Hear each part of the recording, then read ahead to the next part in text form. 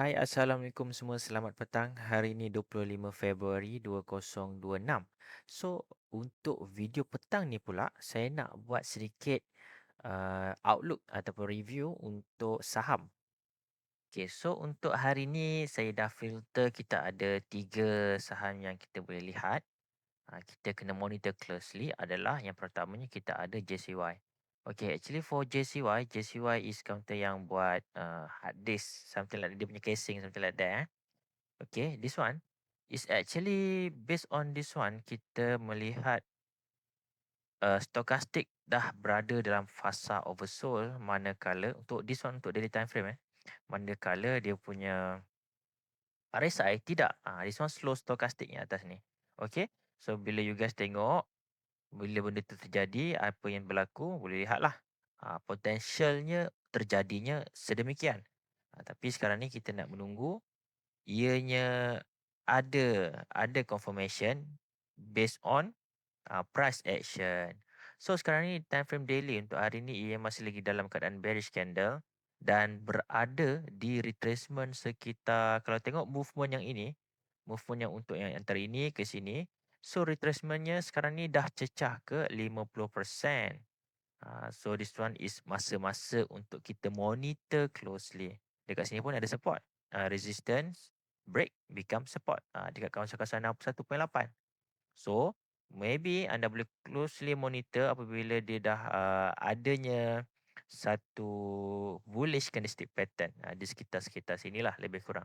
Kalau anda lihat kepada moving average simple pun, dia actually dah 2 kali dia test balik SMA 200. Yang pertama pada Oktober, lepas tu dia jatuh balik. So this one kali kedua Januari dia test balik. So mungkin inilah fasa-fasa untuk stage 2 bermula. So this one memang kena monitor closely lah.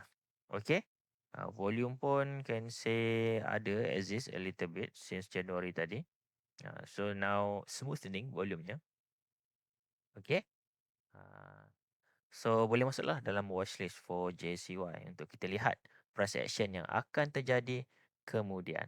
Sebab tanda-tanda tu dah mula ada. So kemudian kita ada Takaful. Takaful pun lebih kurang sama. Kita dekat sini kita ada resistance dah di break. So should be dekat kawasan-kawasan sini, which is around 50% retracement yang this one. Antara ini dan dekat atas ni, kita ambil zone dia. So 50% retracement dia dah cecah. Cuma jangkaannya this one kena monitor further lah, sebab yang ini kecil sangat ni candlenya. Dan volume pun tak berapa banyak. So bagi saya agak kurang, memang sangat kurang dia punya reason underlying kalau you guys nak going for bullish pun. This one memang kena monitor another beberapa hari lagi, ataupun tengoklah mungkin esok pun boleh, ataupun mungkin beberapa hari lain untuk terjadi pun boleh. This one memang kena monitor closely. So kalau macam saya lebih suka untuk set alert. Set alert maybe dekat paras-paras uh, paras-paras resistance become support ni. So dan menunggulah bila candles tersebut tutup. Macam sekarang saya gunakan daily, jadi saya akan menunggu pada sesi tutup pukul 5 nantilah untuk nak melihat momentum pembelian ataupun penjualan. So macam ni saya tengah menunggu untuk fasa-fasa nak ke arah bullish. So kita menanti price action yang terjadi. This one pun is a good untuk you ada dalam watchlist. So kemudian kalau untuk seterusnya yang ketiga kita ada share Teoseng Capital. Okay, Teoseng Capital.